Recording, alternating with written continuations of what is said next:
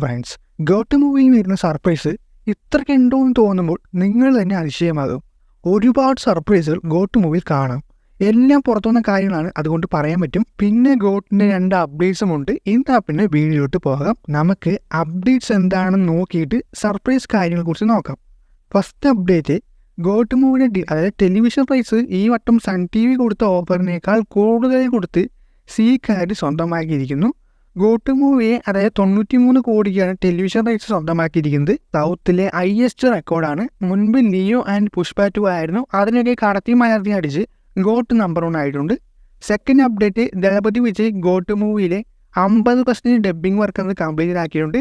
ഇനി ഒരു 50% കൂടി ഡബ്ബിംഗ് വർക്കിന്. അതേപോലെ ഷൂട്ടിംഗ് റാപ്പിംഗ് അപ്ഡേറ്റ് ഈ മാസത്തിൽ പ്രതീക്ഷിക്കാവുന്നതാണ്.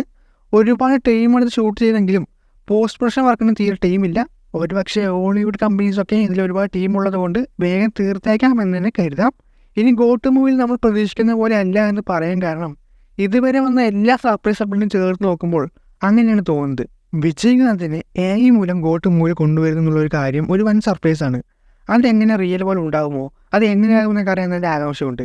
അതുപോലെ തന്നെ MS ധോണി അല്ലെങ്കിൽ സുരേഷ് റെയ്ന എന്നിവരുടെ ക്യാമിയോ റോൾസും ഗോട്ട് പടത്തിൽ ഉണ്ടാകുന്നുണ്ട്. അതും ഒരു മെഗാ സർപ്രൈസാണ്. ഒന്നിനു പുറകെ ഒന്നായ സർപ്രൈസാണ്.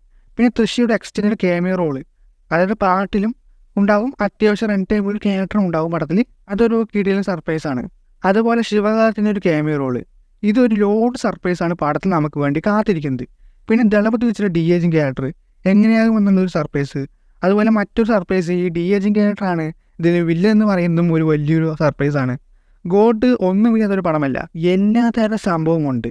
ഇനി അറിയേണ്ടത് ഇതൊക്കെ തിയേറ്ററിൽ വർക്കാകണമെന്നാണ്. എന്തായാലും കാത്തിരിക്കാം. അപ്പോൾ ഇത്രയും കാര്യങ്ങൾ ഗോട്ട് മൂവിയിലുണ്ട്. ഇതൊക്കെ എങ്ങനെ പ്രസൻറ്റ് ചെയ്യുമെന്ന് നമുക്ക് കണ്ടു തന്നെ അറിയണം. അതുകൊണ്ട് തന്നെ നമുക്ക് വെയിറ്റ് ചെയ്യാനിരിക്കാം. അപ്പോൾ നിങ്ങൾക്ക് എന്താ തോന്നുന്നത് കമൻറ്റിൽ പറഞ്ഞാൽ മതി. അതുപോലെ താഴെ കാണുന്ന ലൈക്ക് ബട്ടൺ, ഷെയർ ബട്ടൺ തട്ടി വിടുക. സൈഡിൽ കാണുന്ന സബ്സ്ക്രൈബ് ബട്ടൺ, ബെൽ ബട്ടൺ തട്ടി വിടുക. കൊള്ളായിരുന്നു. ഇന്ന് പിന്നെ മറ്റൊരു വീഡിയോ ആയിട്ട് കാണാം.